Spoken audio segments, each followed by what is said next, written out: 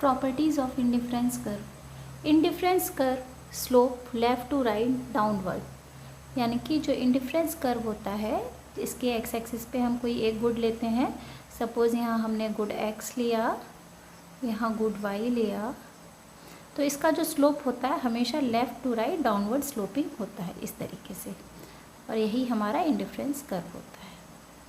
फिर आता है higher indifference curve shows higher level of satisfaction as compare to lower indifference curve. हमेशा IC curve में ये एक्स और वाई गुड हो गए, जो लोअर इंडिफरेंस कर्व होगा ये लोअर लेवल ऑफ सेटिस्फैक्शन को दिखाएगा। अपर जैसे जैसे हम इंडिफरेंस कर्व पे जाएंगे, ये IC1 है, IC2 है, IC3 है। IC1 के कंपैरिजन में IC2 का सेटिस्फैक्शन ज़्यादा है, IC2 के कंपैरिजन में IC3 का सेटिस्फैक्शन लेवल ज़्यादा है। Indifference curve are convex to origin. Generally indifference curve जो होते हैं उनकी शेप कॉन्वेक्स टू ओरिजिन होती है। ये जितने भी हम इंडिफरेंस कर्व देख रहे हैं ये सभी कॉन्वेक्स टू ओरिजिन हैं।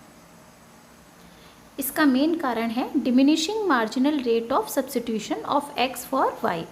यहाँ पे x फॉर y के लिए जो मार्जिनल रेट ऑफ सब्स्टिट्यूशन है वो घटती हुई है। अगर ये घटती हुई डिक्रीजिंग ना होके इंक्रीजिंग हो जाती तो इसकी शेप भी कॉन्वेक्स से कॉनकेव में चेंज हो जाती। Two indifference curve never intersect to each other. कभी भी दो इंडिफरेंस कर्व, यहाँ x और y गुड लेंगे हम, टू इंडिफरेंस कर्व अगर हम इसको IC1 मान लेते हैं और ये हमारा IC2 होता है, तो टू इंडिफरेंस कर्व कभी भी एक दूसरे को इंटरसेक्ट नहीं कर सकते, ये पोजीशन कभी भी नहीं मिलेगी। इसका क्या रीज़न है? अगर हम यहाँ कोई पॉइंट C ले लेते हैं, यहाँ कोई A ले लेते हैं मान लीजिए, और B, जैसा कि हम पहले पढ़ चुके हैं कि upper indifference curve higher level of satisfaction को बताएगा, यानी कि A का सेटिस्फैक्शन B से ज़्यादा है, और एक इंडिफरेंस कर्व पे जितने भी पॉइंट होंगे वो इक्वल सेटिस्फैक्शन को दिखाएंगे, यानी कि C का सेटिस्फैक्शन A के बराबर है। तो C का सेटिस्फैक्शन जब A के बराबर है और A का सेटिस्फैक्शन B से ज़्यादा है तो C का सेटिस्फैक्शन भी B से ज़्यादा होना चाहिए।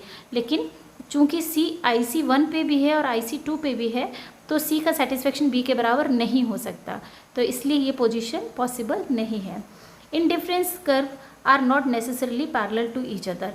ऐसी कोई ज़रूरत नहीं है कि इंडिफरेंस कर्व एक दूसरे के पैरेलल हो। Indifference curve can not touch to either axis. Indifference curve कभी भी x और y एक्सिस को टच नहीं कर, मतलब ये नहीं हो सकता, हमेशा ये ऐसे होगा।